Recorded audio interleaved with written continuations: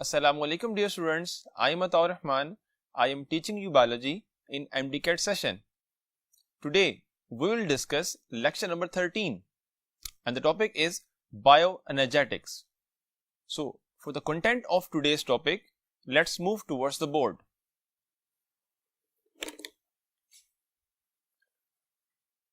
Dear students, आज का जो टॉपिक है ये आपकी टेक्स्ट बुक से चैप्टर नंबर 11 में से है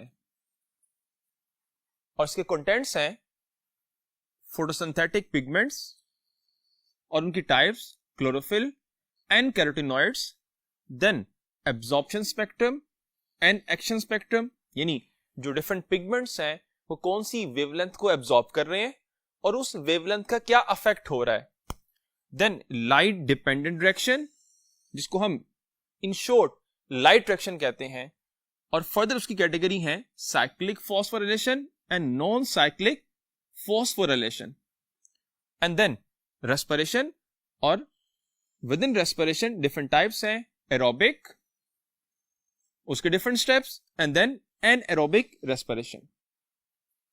अब जो टॉपिक है वो बायोएनर्जेटिक्स है और इस ब्रांच ऑफ बायोलॉजी को अंडरस्टैंड करने के लिए क्वेश्चन है bioenergetic is the study of energy, relationships and energy conversions in biological system, and the options are qualitative, beta quantitative, Charlie approximate and delta partial.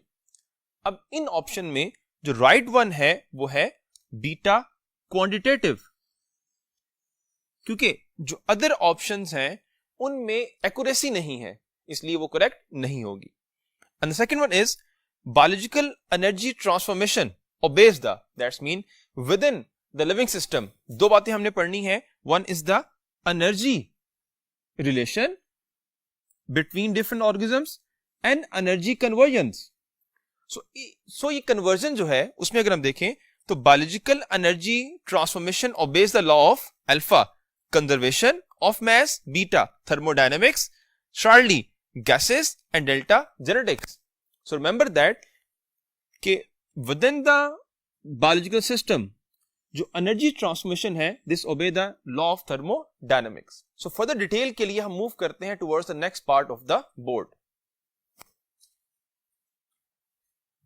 So first of all within the energy transformation जो different important chemical reactions हैं उनमें से एक reaction photosynthesis है, क्योंकि biological world में जो energy की entrance है वो इस reaction से होती है. और सेकंड जो इंपॉर्टेंट केमिकल रिएक्शन है वो रेस्पिरेशन है जो बेसिकली एनर्जी एक्सट्रैक्शन प्रोसेस है. So what is photosynthesis? It's a chemical reaction during which carbon dioxide and water जो कि एनर्जी पुअर कंपाउंड है they convert into energy rich compound glucose और उसमें ऑक्सीजन क्या होगी, रिलीज होगी. And this reaction occur with the help of sunlight and pigments.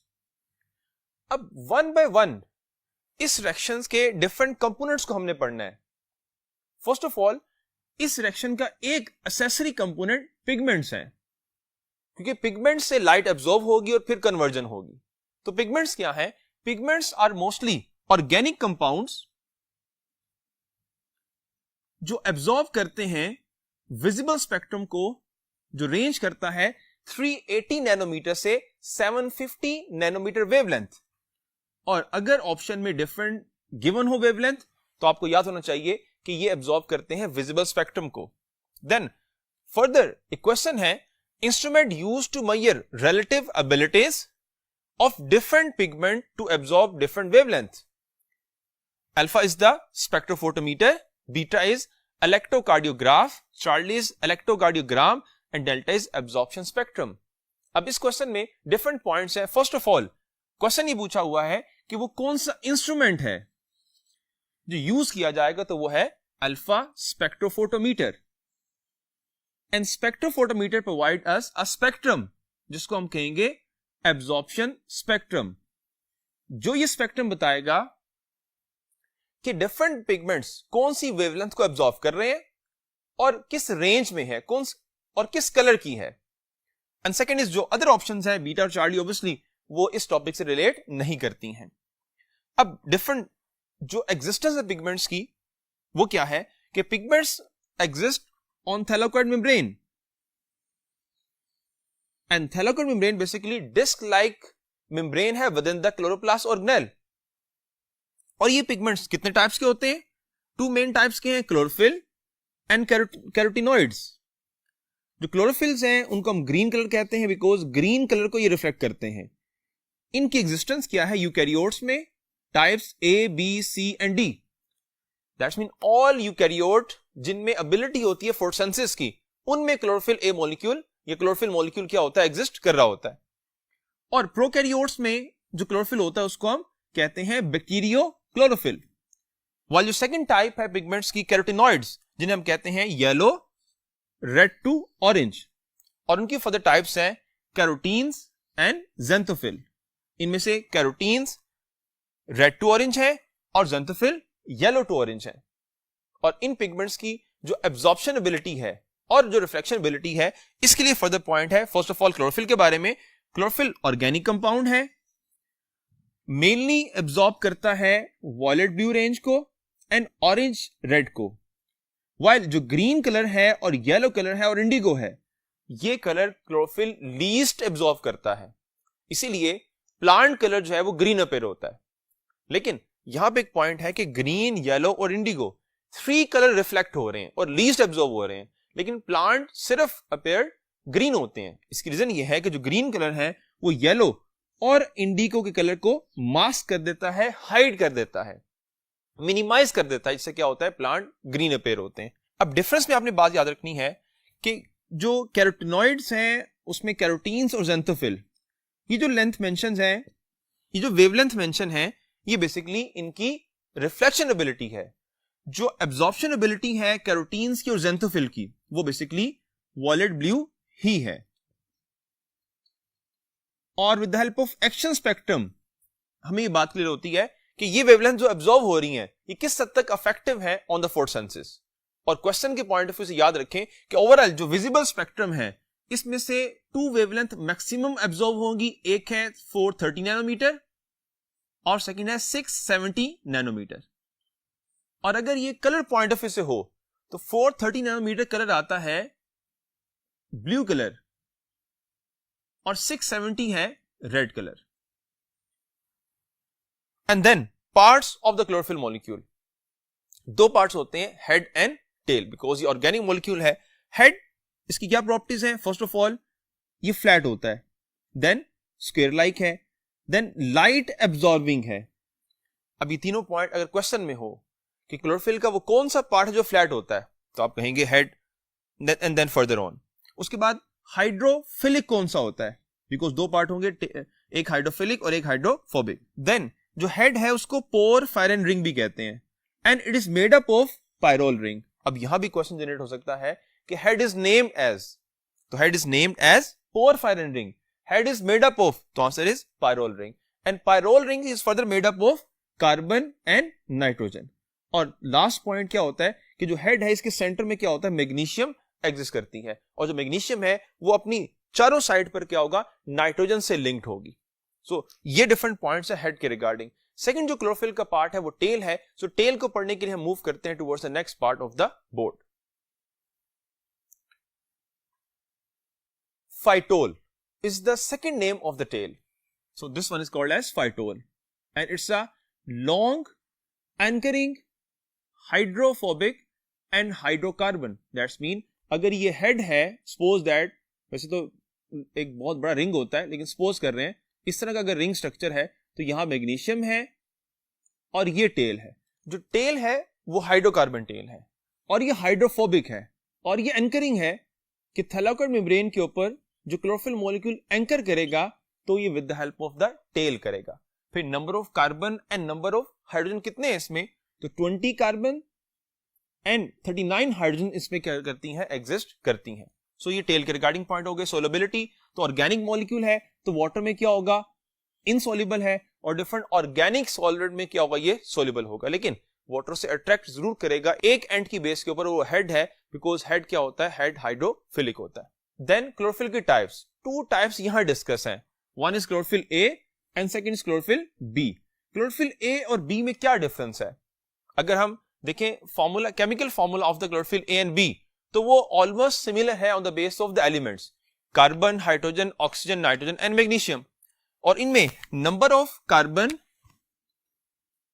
And number of nitrogen, last में magnesium, ये तीनों इन दोनों में सिमिलर है। डिफरेंस है number of hydrogen and number of oxygen का। और ये डिफरेंस किस वजह से है? बिकॉज क्लोरोफिल ए में जो फंक्शनल ग्रुप है वो CH3 है, while within क्लोरोफिल बी ये CHO है। सो दो हाइड्रोजन ज्यादा हैं और एक ऑक्सीजन कम है किसमें? क्लोरोफिल ए में as compare to chlorophyll B. और इस स्लाइट डिफरेंस से क्या होगा? जो लाइट क्लोरोफिल ए एब्जॉर्ब नहीं कर सकता, बी वो कर सकता है, और जो बी नहीं कर सकता, ए वो एब्जॉर्ब कर लेगा। जिससे बेनिफिट क्या होगा कि ओवरऑल जो एब्जॉर्प्शन स्पेक्ट्रम है उसकी विड्थ क्या होगी? ज्यादा होगी, ज्यादा लाइट एब्जॉर्ब होगी और प्लांट को बेनिफिट ज्यादा होगा कि एनर्जी मिलेगी और प्लांट उसे कन्वर्ट करेगा किसमें? केमिकल एनर्जी में। अदर डिफरेंसेस क्या है? Chlorophyll A is blue green, B is yellow green, while chlorophyll A is most abundant और ये सेकंड मोस्ट अबंडेंट है among the different pigments, chlorophyll B. Then chlorophyll A primary role है, main pigment है, जबकि chlorophyll B क्या है? Accessory pigment है। Then occurrence, chlorophyll A तमाम यूकैरियोट्स में, लेकिन रिमेंबर दैट कि वो यूकैरियोट जिनमें फोटोसिंथेसिस होती है, while क्लोरोफिल बी जो है वो प्लांट्स में, ऑल प्लांट्स में, यूग्लिनॉइड्स में एंड ग्रीन एल्गी में। अदर जो यूकैरियोट्स हैं, एल्गी जो है जो करती है फोटोसिंथेसिस, उनमें क्लोरोफिल बी एग्जिस्ट नहीं करता है।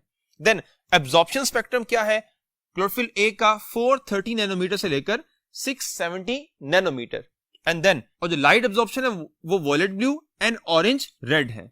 While within chlorophyll B अगर हम देखें तो जो वेवलेंथ है वो 470 नैनोमीटर से लेकर 640 नैनोमीटर, और जो लाइट रेंज है वो ऑरेंज से रेड तक है। सो ये डिफरेंट कंपैरिजन है between chlorophyll A and chlorophyll B. Now एक ओवरऑल कंपैरिजन है between absorption and the action spectrum, और उस ग्राफ को आपने देखना है और उस ग्राफ में डिफरेंट पॉइंट्स को याद रखना है कि अगर क्वेश्चन यहां से आ जाए तो आप उसको सॉल्व कर सकें। अब इस ग्राफ में 3 पॉइंट्स हैं बिकॉज 3 पिगमेंट्स हैं, कैरोटिनॉइड्स, क्लोरोफिल बी एंड ए, और इनका एब्जॉर्प्शन स्पेक्ट्रम गिवन है। फर्स्ट आपने ये मेमोराइज करना है कि ये ग्राफ इंडिकेट करता है परसेंटेज ऑफ एब्जॉर्प्शन को with the wavelength. Second point, इस ग्राफ में मैक्सिमम पीक किस पिगमेंट की आ रही है? तो वो क्लोरोफिल बी की आ रही है। सेकेंड पीक मैक्सिमम किसकी आ रही है? तो ये फर्स्ट पीक और ये second peak. Second peak maximum chlorophyll A molecule की आ रही है, और सेकेंड मैक्सिमम पीक जो है वो कैरोटिनॉइड्स की है, यानी फर्स्ट मैक्सिमम बी और ये सेकेंड मैक्सिमम पीक है जो कि कैरोटिनॉइड्स की है। यानी क्लोरोफिल ए की जो पीक है वो थर्ड पॉइंट पे आती है, यानी 1, 2 एंड 3rd। अब इसका कंपैरिजन है with the action spectrum. Action spectrum वो स्पेक्ट्रम है जो हमें बताता है कि जो डिफरेंट वेवलेंथ एब्जॉर्ब हो रही हैं वो किस हद तक अफेक्टिव है ऑन द फोटोसिंथेसिस। और ये बात कैसे क्लियर होगी कि अगर एक वेवलेंथ से कार्बन डाइऑक्साइड ज्यादा कंज्यूम होती है और ऑक्सीजन की ज्यादा प्रोडक्शन होती है, तो इसका मतलब है कि उस वेवलेंथ से ज्यादा फोटोसिंथेसिस हो रही है। इन दोनों ग्राफ में एक कंपैरिजन में सिमिलरिटीज और डिफरेंस। सिमिलरिटी क्या है? क्लोरोफिल ए का जो एब्जॉर्प्शन स्पेक्ट्रम है, जिस रेंज ऑफ वेवलेंथ में पीक्स आ रही हैं with in the absorption spectrum of chlorophyll, अगर हम उसे कंपेयर करें विद एक्शन स्पेक्ट्रम तो ये दोनों रेंज सिमिलर हैं। और ये सिमिलरिटी इस बात को इंडिकेट करती है कि ये पीक्स जो हैं ये बिकॉज ऑफ क्लोरोफिल हैं, और इसीलिए क्लोरोफिल ए क्या है? मेन पिगमेंट है फोटोसिंथेसिस का। लेकिन डिफरेंस क्या है कि अगर हम पीक्स की विड्थ को देखें तो यहां ये नैरो और यहां ये क्या है? वाइड है। वाइल जो वैली है वो वाइड है within the absorption spectrum of chlorophyll A molecule, जबकि एक्शन स्पेक्ट्रम में ये वैली क्या है? वो नैरो है। सो दैट्स मीन ये जो अफेक्ट आ रहा है यहां पर ये क्लोरोफिल ए मॉलिक्यूल की वजह से है, लेकिन डिफरेंस जो है वो एक्सेसरी पिगमेंट्स की वजह से है। और ये पॉइंट भी आपने याद रखना है कि एक्शन स्पेक्ट्रम में 500 से लेकर 600 नैनोमीटर वेवलेंथ तक ये वो एरिया है जहां पे ज्यादा एब्जॉर्प्शन हो रही है as compare to the absorption spectrum of chlorophyll A. और क्लोरोफिल ए चूंकि मेन पिगमेंट है और इसमें और फीचर ये है कि इसकी फर्दर टाइप्स हैं on the base of different wavelength, यानी chlorophyll A with the wavelength of 670 nanometer, 680 nanometer, 690 nanometer and 700 nanometer. Dear students, action spectrum first time T.W. Engelmann ने प्रपोज किया and he worked on spirogyra and he was a German biologist. So ये point भी आपने याद रखना है. Pigments के बाद ये पिगमेंट्स किस तरह से रिएक्शन में कंट्रीब्यूट करते हैं, उसके लिए हम मूव करते हैं towards the next part of the board. Reaction of photosynthesis. Definition क्या है? पहले भी हमने एक डेफिनेशन की, यहां पे एक डिफरेंट डेफिनेशन है कि photosynthesis is a chemical reaction in which carbon dioxide reduced into glucose and water is oxidized into oxygen with the help of pigments and sunlight. और ये केमिकल रिएक्शन 2 फर्दर स्टेप में complete होगा. ये continuous process नहीं है. One is the light reaction and second is the dark reaction. इसको light dependent reaction भी कहते हैं और इसको लाइट इंडिपेंडेंट रिएक्शन भी कहते हैं. और स्टूडेंट्स ये बात याद रखें, अगर आपसे क्वेश्चन हो कि इन दोनों रिएक्शंस में से कौन सा रिएक्शन डे टाइम में होता है, तो आप कहेंगे बोथ. और कौन सा रिएक्शन नाइट रात में होगा, तो बहुत सारे स्टूडेंट्स ये कहते हैं कि जो लाइट इंडिपेंडेंट रिएक्शन है वो रात को होता है, जबकि ये बात गलत है. इनमें से कोई भी रिएक्शन जो है वो एट नाइट नहीं होगा. ये दोनों रिएक्शन जो है वो डे टाइम पर होंगे. लेकिन लाइट इंडिपेंडेंट को डार्क रिएक्शन इसलिए हम कहते हैं क्योंकि इसके लिए लाइट डायरेक्टली रिक्वायर्ड नहीं होती, but this reaction required the product of light reaction. So अगर लाइट रिएक्शन नहीं होगा तो डार्क भी नहीं होगा. प्रोडक्ट्स क्या हैं? लाइट रिएक्शन की जो प्रोडक्ट है वो NADPH plus H positive, ATP and oxygen. Oxygen का अमूमन डिफरेंट पॉइंट्स में मेंशन नहीं किया जाता because oxygen next chemical reaction में यूज नहीं हो रही. ये एयर में क्या हो जाएगी? रिमूव हो जाएगी. जो नेक्स्ट केमिकल रिएक्शन में यूज होंगे वो दो हैं, NADPH plus H positive and plus ATP.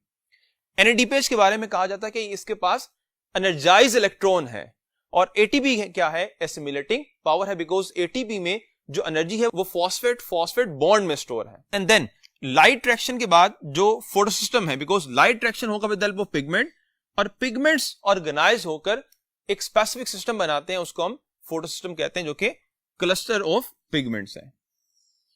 और इसके डिफरेंट कंपोनेंट्स कौन से हैं? This one is a picture of the photosystem. इसमें ये डिफरेंट पिगमेंट्स नजर आ रहे हैं आपको और इनको हम कहते हैं ये क्या है? ये एसेसरी पिगमेंट्स है.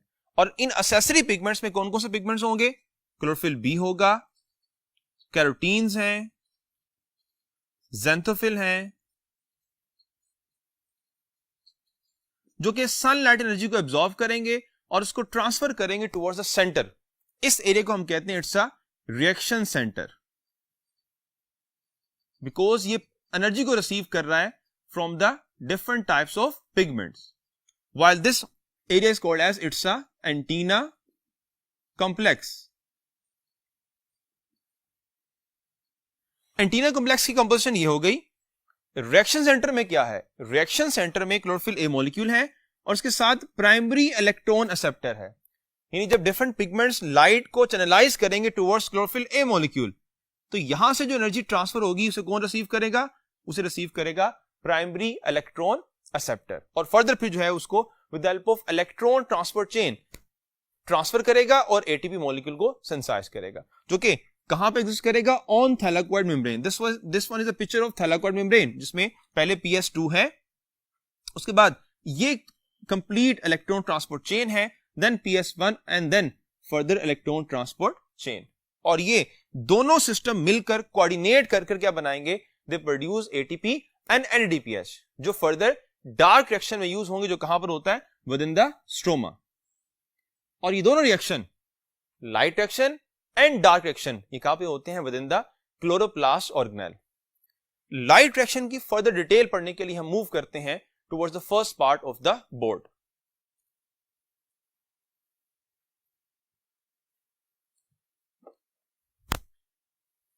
फोटोसिस्टम की डिस्कशन के बाद अब हम ये देखते हैं कि डिफरेंट टाइप्स ऑफ फोटोसिस्टम किस तरह से लाइट रिएक्शन करवाते हैं.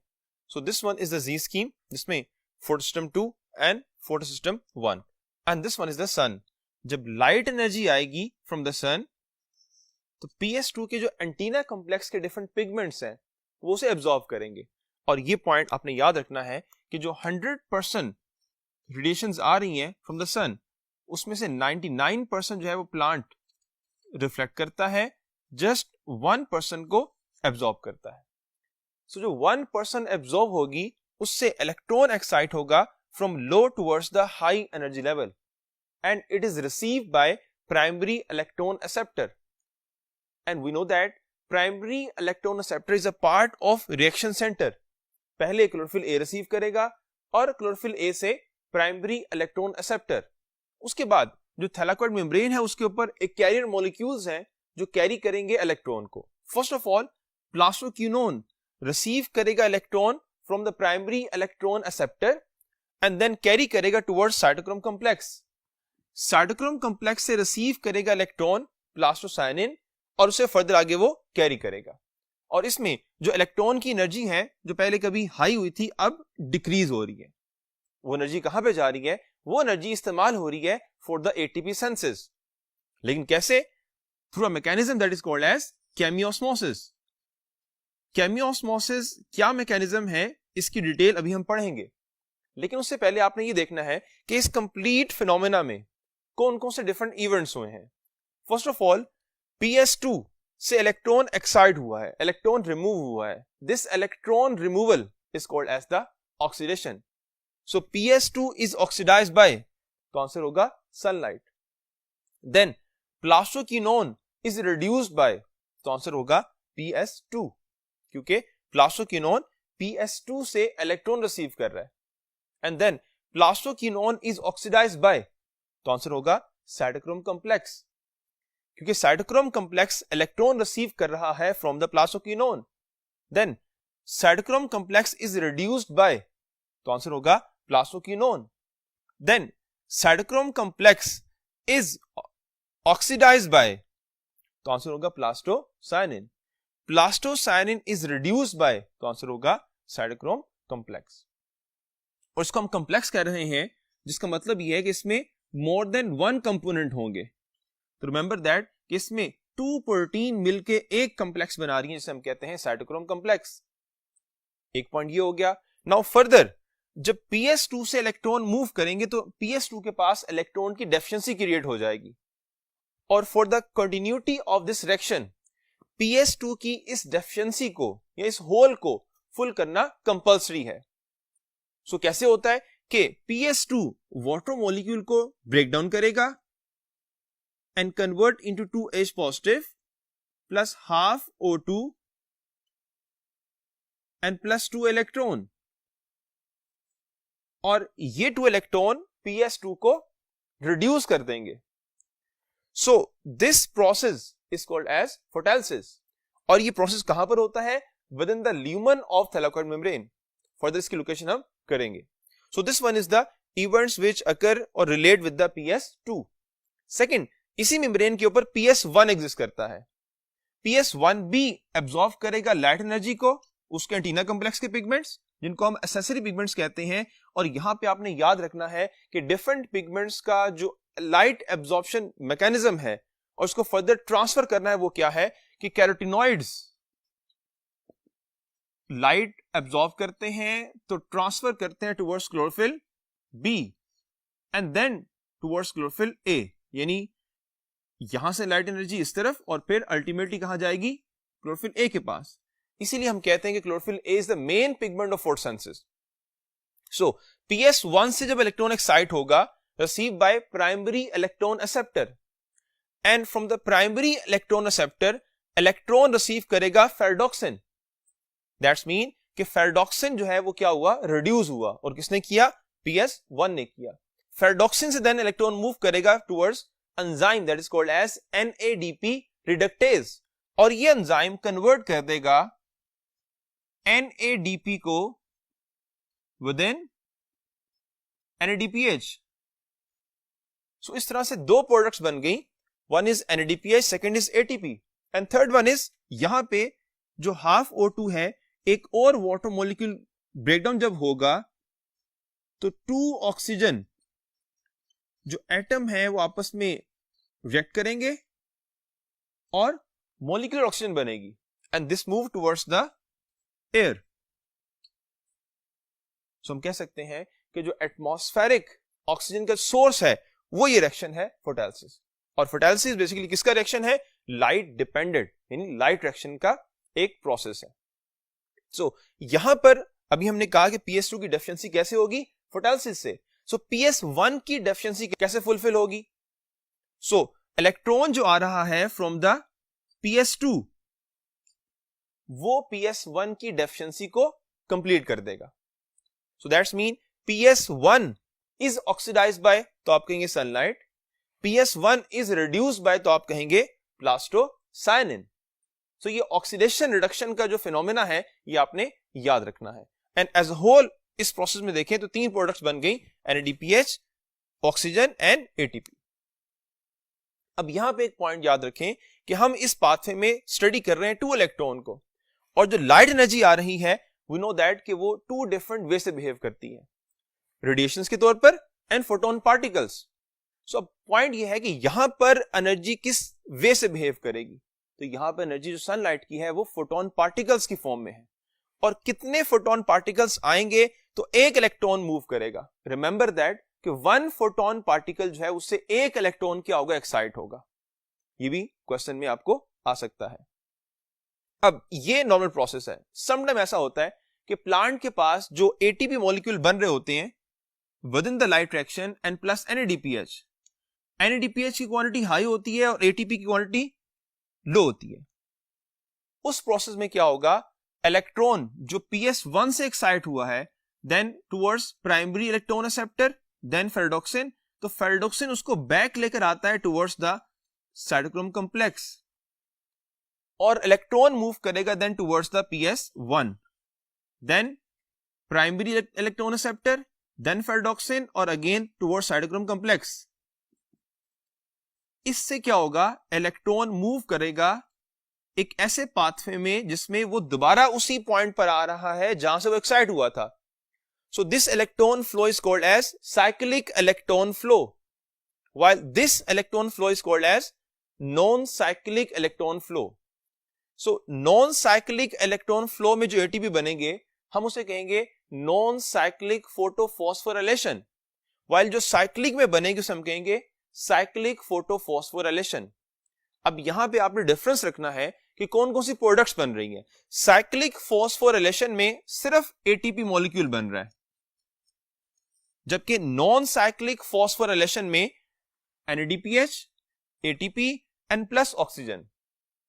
इसके अलावा कंपोनेंट्स नॉन साइक्लिक फोटोफॉस्फोराइलेशन में ये सारे कंपोनेंट्स इन्वॉल्व हैं, बट साइक्लिक फोटोफॉस्फोराइलेशन में साइटोक्रोम कॉम्प्लेक्स है, प्लास्टोसायनिन है, PS1, फेरेडोक्सिन, बाकी तमाम कंपोनेंट्स उसमें इन्वॉल्व नहीं है। उसके बाद इनमें डिफरेंट जो मॉलिक्यूल्स हैं उनमें कौन कौन से डिफरेंट मेटल आयन एग्जिस्ट करते हैं। फॉर एग्जांपल इनमें से किस में आयरन एग्जिस्ट करती है? तो remember that ferredoxin and cytochrome complex both have iron, while plastocyanin is a copper containing protein और प्लास्टोक्विनोन में कोई मेटल आयन एग्जिस्ट नहीं करता। इन पॉइंट्स के बाद अब इसी केमिकल रिएक्शन को हम देखते हैं with the reference of thylakoid membrane, because ये रिएक्शन कहां पे हो रहा है? On thylakoid membrane. सो इसके लिए हम मूव करते हैं towards the next part of the board.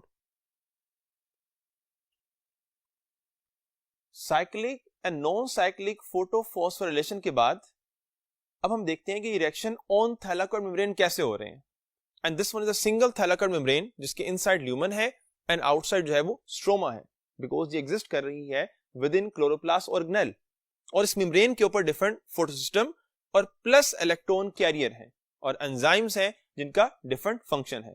First of all जब PS2 लाइट एनर्जी एब्जॉर्ब करेगा और PS2 से इलेक्ट्रॉन एक्साइट होंगे और उसको रिसीव करेगा इलेक्ट्रॉन कैरियर प्लास्टोक्विनोन और फर्दर ट्रांसफर करेगा towards plastocyanin, towards cytochrome complex and then towards plastocyanin. So जो इलेक्ट्रॉन की जो मूवमेंट है इससे प्रोटॉन पंप किए जाएंगे from stroma towards the lumen और इस पंपिंग की वजह से with in the lumen proton gradient develop होगा, यानी प्रोटॉन कंसंट्रेशन डेवलप हो जाएगी और इस कंसंट्रेशन में मजीद इजाफा होगा जब PS2 फोटोलिसिस के थ्रू वाटर मॉलिक्यूल को ब्रेक डाउन करेगा। दैट्स मीन ल्यूमन में प्रोटॉन ग्रेडियंट डेवलप हो चुका है। इस ग्रेडियंट को फर्दर यूज करेंगे एक enzyme and that is ATP synthase, और ये एंजाइम इन प्रोटॉन्स को मूव करवाएगा फ्रॉम ल्यूमन टुवर्ड्स स्ट्रोमा, और मीनवाइल वो कन्वर्ट कर देगा एडीपी को विद इन एटीपी। अब इस कंप्लीट प्रोसेस को हम केमियोस्मोसिस कहते हैं, बिकॉज इसमें couple oxidation and reduction reaction है, और उसके रिजल्ट में जनरेट हुआ प्रोटॉन ग्रेडियंट। और ये जो मूवमेंट है प्रोटॉन की, ये एक्टिव मूवमेंट है, लेकिन इस एक्टिव मूवमेंट में एटीपी यूज नहीं हो रहे, इस एक्टिव मूवमेंट में इलेक्ट्रॉन की एनर्जी यूज हो रही है। एंड देन पैसिव मूवमेंट है from lumen towards stroma and ADP convert into the ATP. And second component जो PS1 है, ये भी एब्जॉर्ब कर रहा है लाइट को, इससे भी इलेक्ट्रॉन एक्साइट हो रहे हैं, लेकिन इन इलेक्ट्रॉन की मूवमेंट से प्रोटॉन मूव नहीं करेंगे। Electron receive by enzyme that is NADP reductase, जो इलेक्ट्रॉन को ऐड कर देगा विद इन NADP। तभी हम कहते हैं कि NADP जो कन्वर्ट होगा NADPH प्लस H पॉजिटिव में, तो ये रिड्यूसिंग पावर है बिकॉज इसके पास एनर्जाइज इलेक्ट्रॉन है, while this ATP is called as it's a assimilating power because इसके पास जो एनर्जी स्टोर है वो फॉस्फेट बॉन्ड में है। सो एज अ होल इस कंप्लीट प्रोसेस के 3 प्रोडक्ट हो गए, ऑक्सीजन, ATP एंड NADPH। लेकिन ऑक्सीजन मूव करेगी इन्वायरमेंट में, एयर में, while ATP and NADPH they move in the next direction, that is Calvin cycle। Calvin cycle को हम C3 पाथवे भी कहते हैं, and this reaction occur within the stroma. कैसे होगा रिएक्शन? एक 5 कार्बन पेंटोज शुगर है ribulose bisphosphate, 3 molecule of ribulose bisphosphate receive 3 molecule of carbon dioxide, यानी हर एक पेंटोज शुगर में एक मॉलिक्यूल ऐड होगा कार्बन डाइऑक्साइड का, जिससे 3 मॉलिक्यूल बनेंगे 6 कार्बन कंपाउंड के, जो कि हाईली क्या है, अनस्टेबल हैं। तो इसका मतलब है, आप याद रखें कि विद इन कैल्विन साइकिल जो फर्स्ट प्रोडक्ट बन रहा है वो एक अनस्टेबल मॉलिक्यूल है, which convert into the stable product जो कि 3 कार्बन कंपाउंड है, जिसको हम 3 फॉस्फोग्लिसरेट कहते हैं। और ये ब्रेकडाउन कार्बन नंबर 3 और 4 के दरमियान होगा विद इन 6 कार्बन कंपाउंड, जिससे ये कंपाउंड 3 कार्बन वाले 2 फर्दर कंपाउंड में ब्रेकडाउन हो जाएगा। अब जब एक 6 कार्बन कंपाउंड 3 कार्बन कंपाउंड में कन्वर्ट होगा, तो जो 3 हैं वो कितने में कन्वर्ट होंगे? वो 6 में कन्वर्ट होंगे। इसका मतलब है कि जो फर्स्ट स्टेबल प्रोडक्ट है कैल्विन साइकिल की 3 फॉस्फोग्लिसरेट, जो कि 3 कार्बन कंपाउंड है, और वो टोटल कितने बनेंगे? 6 बनेंगे। और ये प्रोसेस कहलाता है फिक्सेशन का, बिकॉज यहां पे carbon is a part of inorganic, but within the 3 phosphoglycerate अब कार्बन ऑर्गेनिक कंपाउंड का पार्ट है। So that's why this process is called as it's a carbon dioxide fixation. Next उसकी reduction है, और reduction में first phase क्या है कि 3 फॉस्फोग्लिसरेट रिसीव करेगा phosphate from ATP and convert into 1,3 bis phosphoglycerate. और अगेन से चूंकि 6 मॉलिक्यूल हैं तो 6 फॉस्फेट रिसीव होंगी, हर एक मॉलिक्यूल में एक, तो 6 एटीपी यूज होंगे। सो 6 मॉलिक्यूल बन जाएंगे 1,3 बिस फॉस्फोग्लिसरेट के। और रिमेंबर दैट कि 1,3 हमने बाई या डाई क्यों नहीं कहा, बिस का वर्ड क्यों यूज किया गया? बिकॉज अगर फॉस्फेट किसी ऑर्गेनिक कंपाउंड में टर्मिनल कार्बन से अटैच हो तो हम उसको कहते हैं वो 1 बिस फॉस्फेट है, और अगर वो अटैच हो सेम कार्बन से या एडजेसेंट से तो उसको हम फिर बाई कहेंगे। बहरहाल ये पॉइंट आपने याद रखना है। नेक्स्ट 1,3 बिस फॉस्फोग्लिसरेट रिड्यूस होगा G3B में with the use of NADPH जो बने हैं during the light reaction. NADP oxidize होंगे and they reduce 1,3 bis phosphoglycerate, और प्रोडक्ट बनेगी ग्लिसरल्डिहाइड 3 फॉस्फेट। और इस प्रोसेस में 6 फॉस्फेट जो होंगी वो इसमें से रिमूव हो जाएंगी। सो 6 मॉलिक्यूल बनेंगे G3P के। अब आप याद रखें कि 6 जो G3P हैं इनमें से एक वो होगा जिसमें 3 कार्बन है कार्बन डाइऑक्साइड की, while 5 ऐसे हैं जिसमें कार्बन है रिबोलोस बिसफॉस्फेट की। इसीलिए जो आउटपुट है वो 1G3P है, इसे हम आउटपुट कहते हैं, while जो 5G3P हैं they will enter in a next cycle जिसको हम कहते हैं रीजनरेशन। तो 5G3P में कितनी कार्बन होंगी? एक में 3 और 5 में 15 carbon, and they gradually convert into 3 molecule of ribulose phosphate. Ribulose phosphate is a pentose sugar और इसके 3 मॉलिक्यूल बनेंगे। अब नंबर ऑफ कार्बन को कंपेयर करें तो दोनों में सेम है, 15 कार्बन एंड 15, लेकिन मॉलिक्यूल यहां पे 5 और यहां पे 3। रिबोलोस फॉस्फेट कन्वर्ट इनटू रिबोलोस बिसफॉस्फेट कैसे? With help of 3 ATP which convert into 3 ADP. So RUBP क्या होगा? दोबारा से रिसाइकिल हो जाएगा and again bind with the carbon dioxide, and reaction between RUBP and carbon dioxide is catalyzed by enzyme that is called as Ribisco, ribulose bisphosphate carboxylase, because ये add कर रहा है कार्बन डाइऑक्साइड को। सो एक ही enzyme mention है।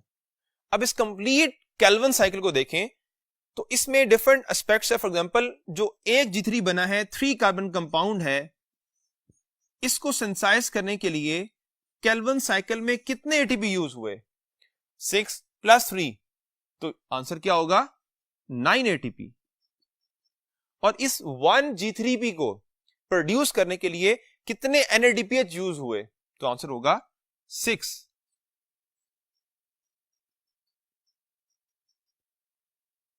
और अगर आपको यही क्वेश्चन रिगार्डिंग ग्लूकोज मॉलिक्यूल हो जाए कि ग्लूकोज मॉलिक्यूल सिंथेसाइज करना है और उसके लिए कितने ATP यूज होंगे केल्विन साइकिल में, तो एक ग्लूकोज मॉलिक्यूल बनाने के लिए केल्विन साइकिल 2 टाइम होगी, इसलिए जो ATP होंगे वो डबल हो जाएंगे, 18 ATP।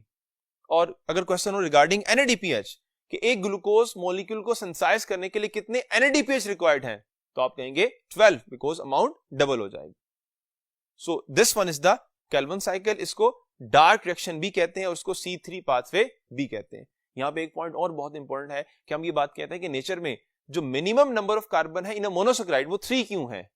उसकी एक रीजन यहां पर ये है कि जो केल्विन साइकिल जो कि सोर्स है कार्बोहाइड्रेट का, इसमें जो आउटपुट बन रहा है वो एक 3 कार्बन कंपाउंड है। अगर इसमें कोई मॉलिक्यूल ऐसा बनता जो आउटपुट 2 कार्बन वाला होता तो 2 कार्बन मोनोसैकेराइड भी एग्जिस्ट कर सकता था, लेकिन चूंकि होता नहीं है इसलिए एग्जिस्ट भी नहीं करता। So this is the detail of the photosynthesis, जिसमें हमने पढ़ा light reaction and then dark reaction. Next second जो कंपोनेंट है इस टॉपिक का वो रेस्पिरेशन है, एंड फॉर द रेस्पिरेशन हम मूव करते हैं towards the next part of the board.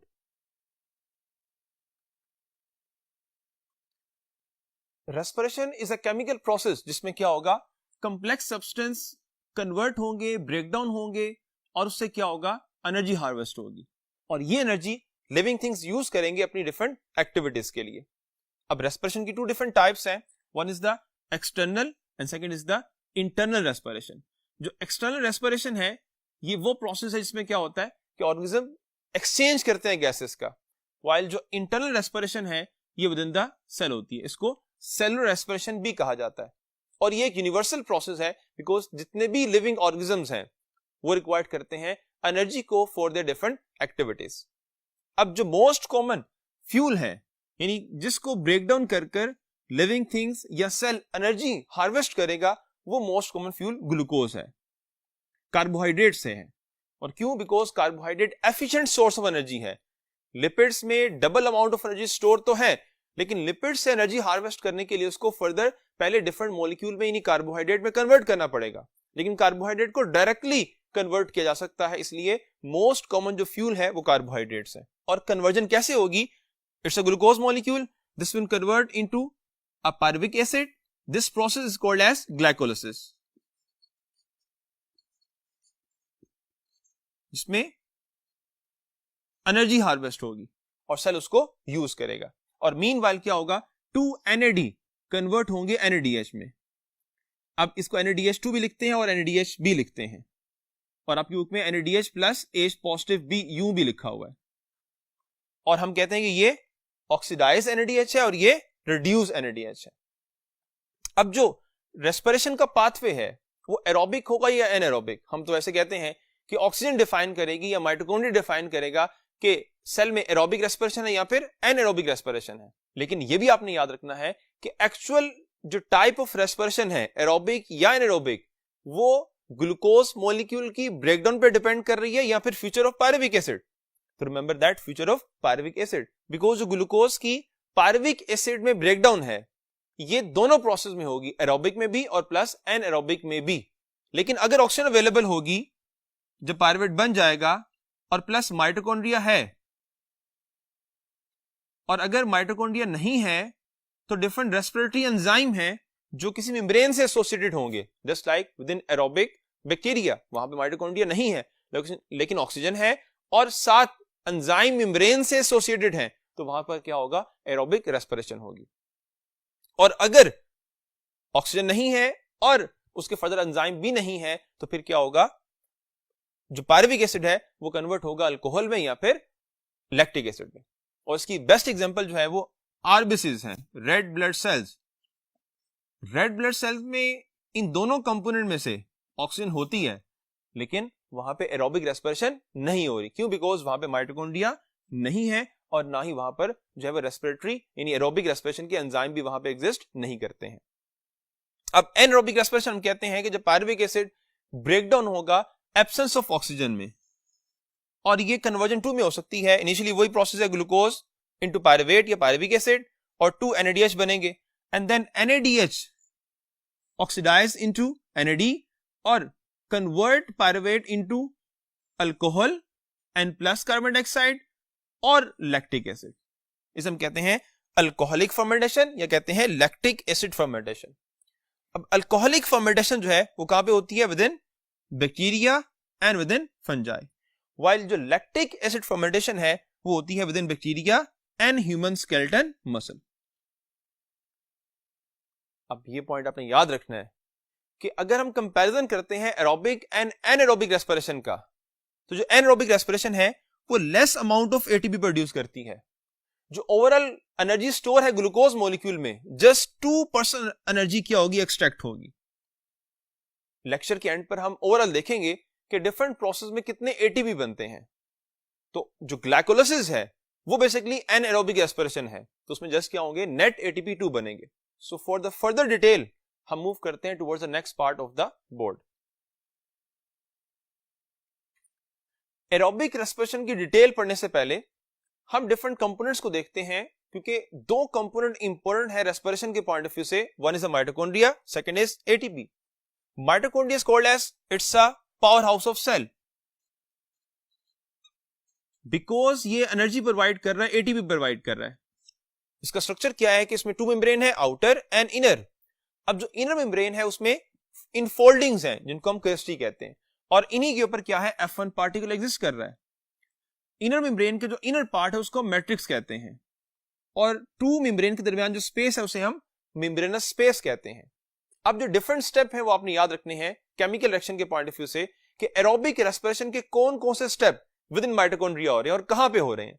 Glycolysis outside the mitochondria है, within the cytosol, while with in the matrix यहां पे क्या हो रहा है? Pyruvic acid oxidation and plus करब साइकिल। वाइल जो लास्ट स्टेप है एरोबिक रेस्पिरेशन का, जिसे हम इलेक्ट्रॉन ट्रांसपोर्ट चेन या उसको हम रेस्पिरेटरी चेन भी कहते हैं, वो कहां पे होती है? क्रिस्टी के ऊपर, क्योंकि उसके एंजाइम यहां पे एग्जिस्ट करते हैं। और F1 पार्टिकल बेसिकली क्या है? इट्स अ एटीपी सिंथेज, जो कि एटीपी बनाएगा। और यहां पे आपने पॉइंट याद रखना, हम पढ़ेंगे भी कि इलेक्ट्रॉन कहां से कहां मूव करेगा और प्रोटॉन उस दौरान कहां मूव करेंगे, और जब एटीपी बनेगा तो उस दौरान क्या होगा? प्रोटॉन किस तरफ मूव करेंगे, बिकॉज यहां से क्वेश्चन जनरेट हो सकता है। So after mitochondria second is the ATP. ATP is a nucleotide and its name as adenosine triphosphate. इसमें ट्राइफॉस्फेट 3 फॉस्फेट है, लेकिन जो एनर्जी फॉस्फेट बॉन्ड है वो फॉस्फेट फॉस्फेट के दरमियान है। दैट्स मीन इसमें 2 एनर्जाइज फॉस्फेट बॉन्ड है, और जब टर्मिनल फॉस्फेट बॉन्ड टूटेगा तो 7.3 किलो कैलोरी एनर्जी क्या होगी, रिलीज होगी। इस तरह से वो कन्वर्ट होगा एडीपी में। और अगर एनर्जी डेफिशिएंसी है, फर्दर एटीपी सिंथेसाइज नहीं हो सकते, तो एडीपी कन्वर्ट होगा एएमपी में और एनर्जी प्रोवाइड करेगा। लेकिन ऐसा नॉर्मली नहीं होता। जब एडीपी बनेगा तो मीनवाइल इतनी अमाउंट ऑफ एनर्जी दोबारा आ जाएगी कि एडीपी अगेन से एटीपी में कन्वर्ट हो जाएगा through chemiosmosis. So after the ATP next one is the biological oxidation. क्योंकि लिविंग थिंग्स में जो डिफरेंट प्रोसेस के लिए एनर्जी रिक्वायर्ड होती है वो मिलती है थ्रू द ऑक्सीडेशन प्रोसेस। लेकिन कुछ एक्सेप्शंस हैं, for example photosynthesis and bacterial chemosynthetic process. इन दोनों में ये process itself oxidation and reduction है। इससे हटकर जो अदर केमिकल रिएक्शंस हैं वो तमाम के तमाम फ्री एनर्जी गेन करते हैं थ्रू द ऑक्सीडेशन रिएक्शन और उससे जो है अपनी एक्टिविटीज परफॉर्म करते हैं। लास्ट में different step of cellular respiration है। फर्स्ट ऑफ ऑल ग्लाइकोलाइसिस जो विद इन साइटोसोल होगी, देन पायरुविक एसिड ऑक्सीडेशन और इसको लिंक रिएक्शन भी कहा जाता है, then Krebs cycle and last one is the respiratory chain या फिर हम कहते हैं ETC इलेक्ट्रॉन ट्रांसपोर्ट चेन। और इन डिफरेंट स्टेप की डिटेल स्टडी करने के लिए हम मूव करते हैं towards the first part of the board.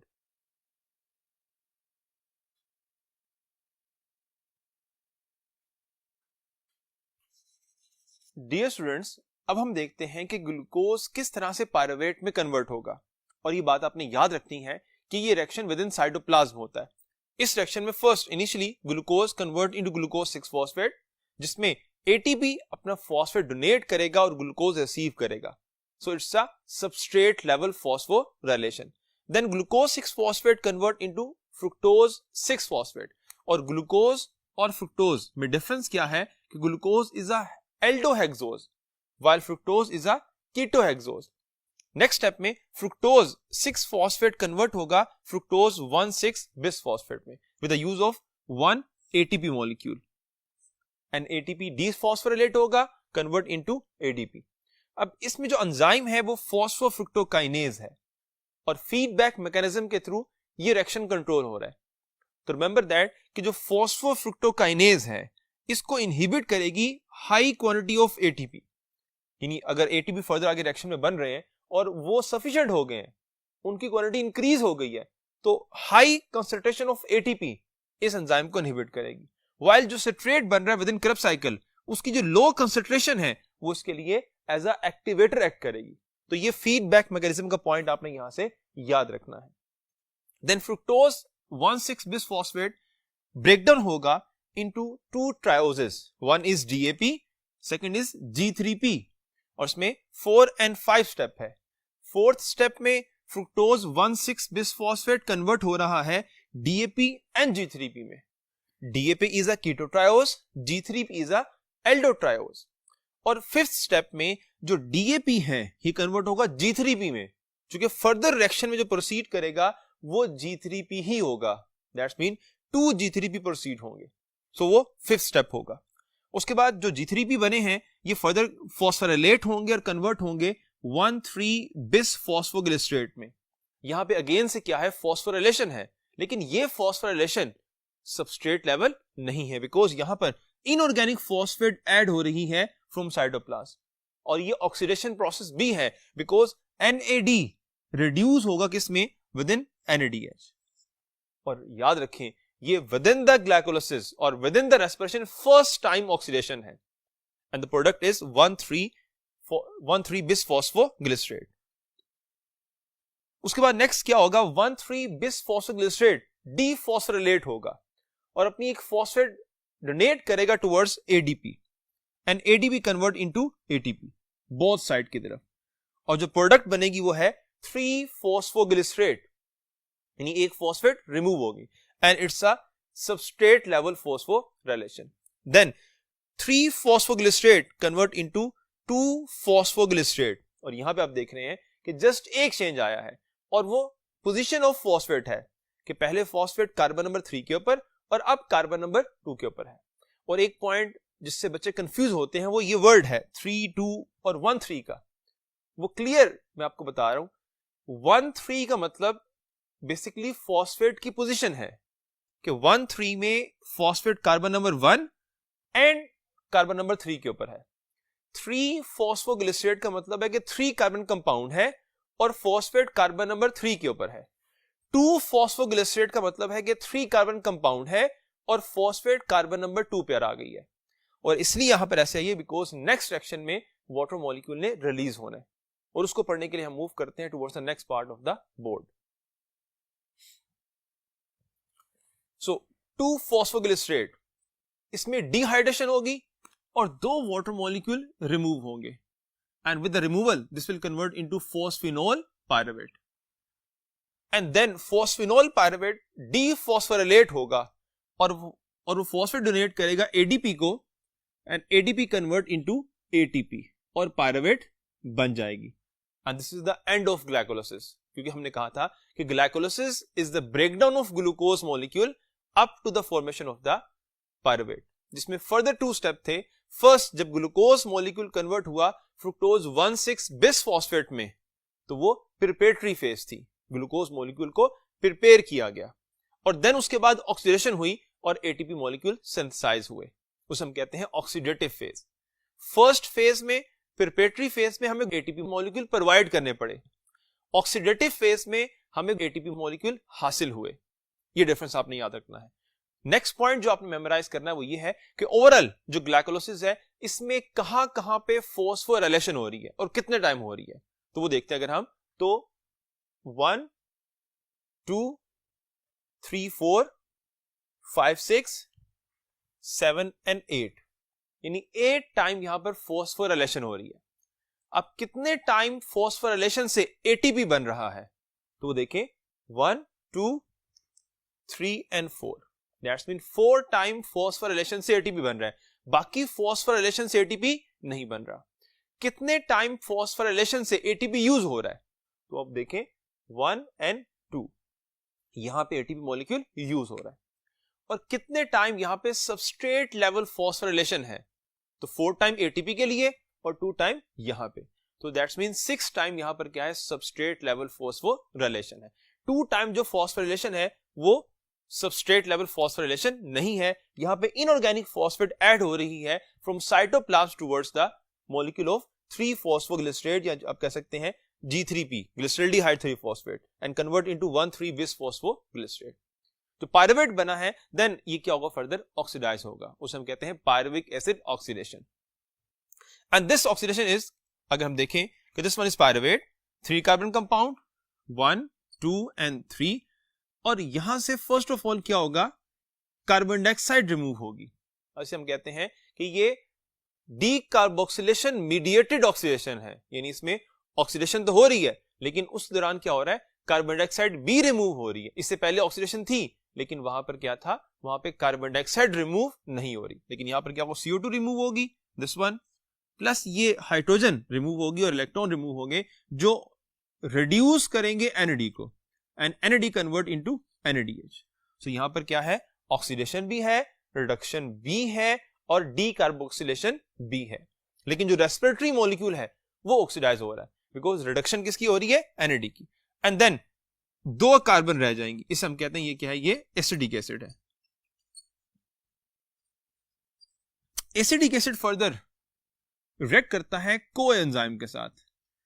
So acidic acid plus कोए enzyme collectively called as acetyl CoA। सो हमारे पास क्या हुआ, पायरुविक एसिड ऑक्सीडेशन कंप्लीट हो गई।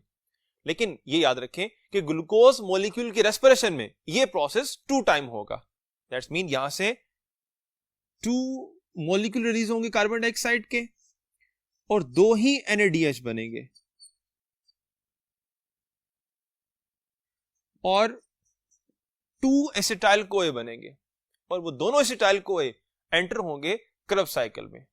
सो to discuss the Krebs cycle हम मूव करते हैं towards the next part of the board.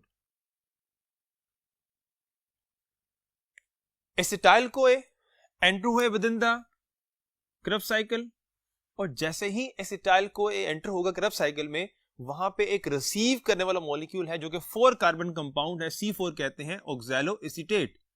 So 4 carbon of oxaloacetate and 2 carbon of acidic acid within acetyl CoA, कितनी हो गई, 6 कार्बन, तो एक कंपाउंड बनेगा सिट्रेट, जो कि क्या होगा 6 कार्बन कंपाउंड होगा, लेकिन इसमें वाटर मॉलिक्यूल ऐड होगा और जो को ए एंजाइम है वो आप यहां पे देख रहे हैं वो क्या हो जाएगा, रिमूव हो जाएगा, उसमें से निकल जाएगा।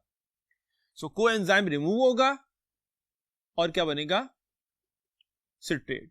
सिट्रेट देन कन्वर्ट होगा अपने आइसोमर में, that is called as isocitrate, जो कि क्या है, अगेन से एक 6 कार्बन कंपाउंड है।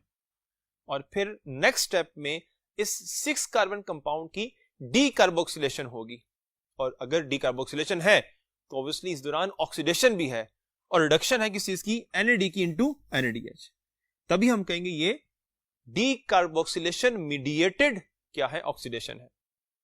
So one carbon remove in form of carbon dioxide and the product is C5 compound, that is alpha ketoglutarate, और फिर अगेन से इस मॉलिक्यूल की डीकार्बोक्सिलेशन होगी और वो कार्बन रिमूव होगी जो कि इसमें एग्जिस्ट करती है एक, और क्या होगा, decarboxylation mediated oxidation, NAD reduced into NADH, so the result is the C4 compound। अब यहां पे एक लिंक देखें कि अब तक प्रोसेस में 3 molecule of carbon dioxide remove हुए हैं एक पायरुवेट में से, और इसको लिंक करें विद द केल्विन साइकिल, तो केल्विन साइकिल का जो आउटपुट था वो 3 कार्बन कंपाउंड था, that is G3P, glyceraldehyde 3 phosphate, और उस एक मॉलिक्यूल में 3 कार्बन थी कार्बन डाइऑक्साइड की, और वहां एनर्जी स्टोर हो रही थी, और ग्रेजुअली वही कार्बन डाइऑक्साइड अब यहां पे रिमूव हो रही है, और अब एनर्जी क्या हो रही है, एक्सट्रैक्ट हो रही है। तो वहां पे एनर्जी स्टोर और यहां पे क्या हो रही है, एक्सट्रैक्ट हो रही है। बहरहाल डिफरेंट इंटरमीडिएट कंपाउंड्स होंगे और ये एक्सोथर्मिक रिएक्शन होगा, और इस एक्सोथर्मिक रिएक्शन में एनर्जी रिलीज होगी और वो एनर्जी कन्वर्ट करेगी GDP को GTP में, यानी guanosine diphosphate into guanosine triphosphate, and then guanosine triphosphate again convert into guanosine diphosphate, और जो एक फॉस्फेट रिमूव होगी वो कहां कन्वर्ट होगी, ADP के पास, and ADP convert into the ATP। So ATP is energy currency, और करेंसी फ्री में नहीं मिलती, इसीलिए यहां पर कभी डायरेक्टली खुद ADP कहीं से फॉस्फेट रिसीव नहीं करेगा, कहीं से एनर्जी प्रोवाइड करनी पड़ेगी, वर्किंग करनी पड़ेगी तो करेंसी मिलेगी, इसलिए हमारी बॉडी के सेल्स को वर्किंग करनी पड़ती है, तभी ATP मॉलिक्यूल क्या होता है, सिंथेसाइज होता है। अब क्या प्रोडक्ट बन गई, succinate, and succinate is a C4 compound, 4 carbon compound है। सक्सिनेट ऑक्सीडाइज होगा इनटू फ्यूमेरेट, और जब ये ऑक्सीडेशन है तो FAD रिड्यूस इनटू FADH2, और यहां पे डीकार्बोक्सिलेशन नहीं हो रही, यहां पे सिर्फ क्या है, ऑक्सीडेशन है। फ्यूमेरेट कन्वर्ट इनटू मालेट, और यहां पर हाइड्रेशन है, वाटर मॉलिक्यूल क्या हो रहा है, ऐड हो रहा है, एंड मालेट देन कन्वर्ट इनटू ऑक्सैलोएसीटेट, यहां पे अगेन से ऑक्सीडेशन है, और इस ऑक्सीडेशन प्रोसेस में क्या होगा, अगेन NAD रिड्यूस होगा NADH में। So this one is the Krebs cycle, इसको सिट्रिक एसिड साइकिल भी कहते हैं, and it is also called as TCA, tri carboxylic acid cycle. अब ये रिएक्शन भी 2 टाइम होगा, within single Krebs cycle कितने NADH बन रहे हैं, 1, 2 एंड 3, और इस पर अगर गौर करें तो आपको ये बात क्लियर होगी कि 2 NADH ऐसे हैं जो ड्यूरिंग डीकार्बोक्सिलेशन बन रहे हैं, और एक NADH ऐसा है जिसमें डीकार्बोक्सिलेशन नहीं हो रही, लेकिन तीनों में ऑक्सीडेशन जरूर हो रही है, वाइल जो FADH2 बन रहा है ये थ्रू ऑक्सीडेशन बन रहा है, और इसमें एक ATP मॉलिक्यूल क्या हो रहा है, सिंथेसाइज हो रहा है। अब तक जितने भी NADH बने हैं और FADH2 बने हैं वो बेसिकली एनर्जी बैटरी है, वो एनर्जी बैटरी आगे जाके यूज होगी और उससे ATP मॉलिक्यूल बनेंगे, और लास्ट स्टेप में बनेगी, और लास्ट स्टेप क्या है, last step is basically the electron transport chain. उसको स्टडी करने के लिए हम मूव करते हैं towards the next part of the board, respiratory chain, last step of the aerobic respiration, जो विद इन माइटोकॉन्ड्रिया होगी और माइटोकॉन्ड्रियल की इनर मेम्ब्रेन में, और इनर मेम्ब्रेन का जो पार्ट है जो कलेक्टिवली इनफोल्डिंग बनाता है, उसमें एक पार्ट क्रिस्टा है और कलेक्टिवली हम कहते हैं क्रिस्टी, जो तमाम होती है, और इन क्रिस्टी के ऊपर या क्रिस्टा के ऊपर क्या होगा, डिफरेंट कंपोनेंट्स होंगे इलेक्ट्रॉन ट्रांसपोर्ट चेन के। फर्स्ट ऑफ ऑल सबसे पहले है कोएंजाइम Q है, उसके बाद प्रोटीन कॉम्प्लेक्स है जिसे हम कहते हैं साइटोक्रोम कॉम्प्लेक्स, जिसमें further different types of proteins हैं, cytochrome B, cytochrome C, cytochrome A, जिसकी फर्दर है ANA3। अब जितने भी NADH बने हैं वो यहां पर आके क्या होंगे, ऑक्सीडाइज होंगे एंड अपना एनर्जाइज इलेक्ट्रॉन प्रोवाइड कर देंगे किसको, कोएंजाइम Q को, और ये इलेक्ट्रॉन मूव करेगा इलेक्ट्रॉन ट्रांसपोर्ट चेन में और इलेक्ट्रॉन की एनर्जी यूज होगी टू पंप प्रोटॉन, लेकिन कहां से कहां, inside, this is matrix and this is the outside, outer compartment. So proton pump करेंगे from inside towards the outside और प्रोटॉन पोटेंशियल जो है यहां पे जनरेट होगा। अब यहां पे कंपैरिजन में याद रखें कि यही फिनोमिना हमने पढ़ा था विद इन थैलाकोइड मेम्ब्रेन, लेकिन डिफरेंस क्या था कि दिस वन इज थैलाकोइड मेम्ब्रेन और उसके ऊपर ये सारे कंपोनेंट्स थे, electron transport chain and plus photo system, और जो इलेक्ट्रॉन यहां मूव कर रहा था सेम ऐसी मूवमेंट क्रिस्टी के ऊपर हो रही है, क्रिस्टा के ऊपर भी हो रही है, लेकिन डिफरेंस क्या है कि within thylakoid membrane proton pump हुए थे from outside towards the inside, जबकि यहां पर इनसाइड से टुवर्ड्स द आउटसाइड है, यानी यहां प्रोटॉन पोटेंशियल ल्यूमन में जनरेट हुआ और यहां प्रोटॉन पोटेंशियल आउटर कंपार्टमेंट में जनरेट होगा। तो ये डिफरेंस याद रखना है कि इलेक्ट्रॉन मूवमेंट की सिमिलरिटी है, लेकिन डिफरेंस प्रोटॉन की पंपिंग की डायरेक्शन है, माइटोकॉन्ड्रिया में इनसाइड से आउटसाइड और वहां पे आउटसाइड से इनसाइड। और जब यही प्रोटॉन पोटेंशियल यूज होगा फॉर एटीपी सिंथेसिस तो फिर डायरेक्शन क्या होगी, विद इन थैलाकोइड हमने ये पढ़ा कि वो ल्यूमन से टुवर्ड्स स्ट्रोमा जाएगा और मीनवाइल क्या होगा, एडीपी फॉस्फोराइलेट होगा और कन्वर्ट होगा एटीपी में। वाइल विद माइटोकॉन्ड्रिया यहां पे F1 पार्टिकल है और ये F1 पार्टिकल इस प्रोटॉन को डिफ्यूज करवाएगा from outside towards the inside और मीनवाइल वो क्या करेगा, एडीपी को एटीपी में कन्वर्ट कर देगा। तो ये डिफरेंस आपने याद रखना है, कंपैरिजन है between thylakoid membrane and mitochondria. As a whole अगर हम देखें तो यहां पे भी जो couple oxidation and reduction reaction है उसे आपने याद रखना है कि NAD ऑक्सीडाइज इनटू NADH, तो कौन रिड्यूस होगा, coenzyme Q। Coenzyme Q is oxidized by cytochrome B and B is reduced by coenzyme Q. B is oxidized by cytochrome C. Cytochrome C is reduced by cytochrome B. Then cytochrome C is oxidized by तो cytochrome A and cytochrome C is oxidized by A and A is reduced by cytochrome C. Gradually आप इस तरह करेंगे और at the end जो oxidise जो reduce होगा वो कौन है, वो ऑक्सीजन है, यानी इलेक्ट्रॉन कौन रिसीव करेगी, ऑक्सीजन, और वाटर मॉलिक्यूल सिंथेसाइज करेगी। और रिमेंबर दैट यहां भी अगर लिंक करें कि ऑक्सीजन बनी कब थी, जब इलेक्ट्रॉन निकले थे, फोटोलिसिस हुई थी और वो इलेक्ट्रॉन ग्रेजुअली यूज हुए एटीपी बनाने के लिए और फिर वो एनर्जी कहां पे गई, ग्लूकोज मॉलिक्यूल में। अब उस ग्लूकोज मॉलिक्यूल को तोड़ा जा रहा है और इलेक्ट्रॉन जो निकल रहे हैं उससे वाटर मॉलिक्यूल क्या हो रहा है, सिंथेसाइज किया जा रहा है, बन रहा है। सो वाटर मॉलिक्यूल क्या होगा, सिंथेसाइज होगा। तो चूंकि एट द एंड यहां पे इलेक्ट्रॉन ऑक्सीजन रिसीव कर रही है, इसलिए यहां पे जो एटीपी सिंथेसिस है उसे हम कहते हैं ऑक्सीडेटिव फॉस्फोराइलेशन, जबकि विद इन क्लोरोप्लास्ट हम कहते हैं वो फोटो फॉस्फोराइलेशन है, बिकॉज वहां पे इलेक्ट्रॉन की जो एक्साइटेशन है वो लाइट करवाती है। तो ये एक और डिफरेंस है between the oxidative phosphorylation and photo phosphorylation. Clear हो गया पॉइंट।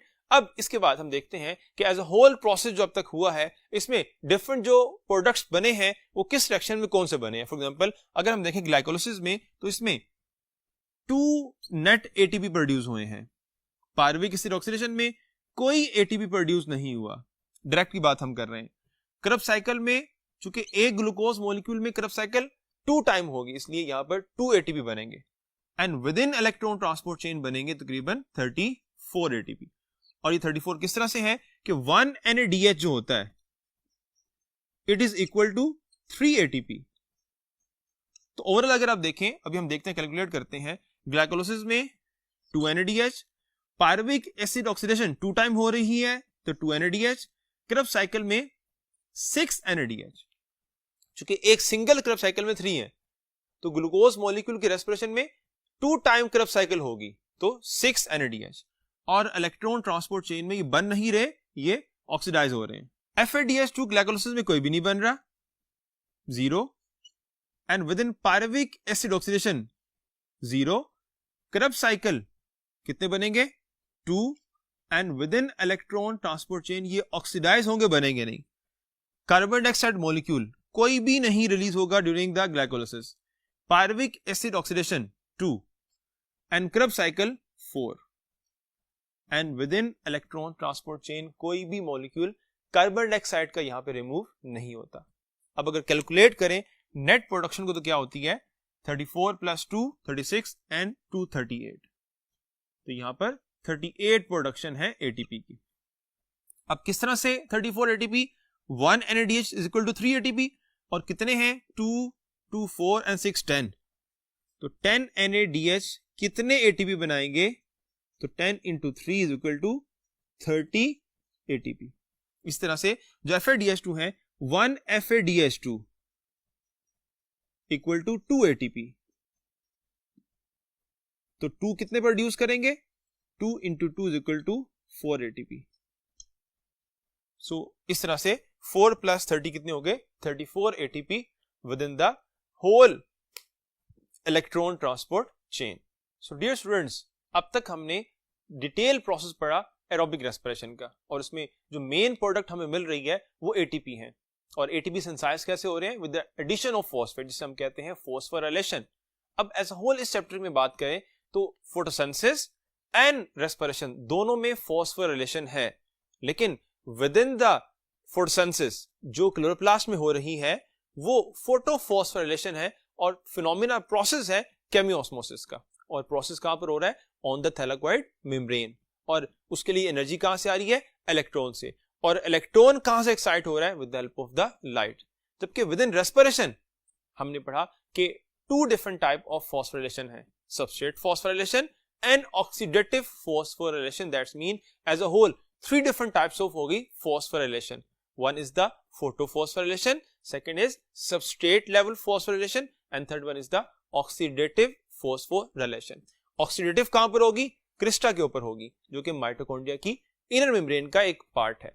और एक और पॉइंट याद रखें, यहां जो ATP बन रहे हैं वो हमारी सेल के लिए, हमारी बॉडी के लिए सोर्स ऑफ एनर्जी है, यानी वो सेल को प्रोवाइड किए जाएंगे, लेकिन विद इन द क्लोरोप्लास्ट जो ATP बन रहे हैं वो सेल को प्रोवाइड नहीं हो रहे, वो यूज हो रहे हैं नेक्स्ट प्रोसेस में, that is called as the Calvin cycle. यानी आप कह सकते हैं कि वो कौन सी ऑर्गेनेल है जिनमें ATP बन रहे हैं, तो वो 2 ऑर्गेनेल हैं, one is the chloroplast, second is the mitochondria. लेकिन source of ATP for cell कौन होगा, वो सिर्फ और सिर्फ माइटोकॉन्ड्रिया होगा। डियर स्टूडेंट्स, होप सो आपको तमाम पॉइंट्स क्लियर हो गए होंगे, and best of luck for your test. अल्लाह हाफिज।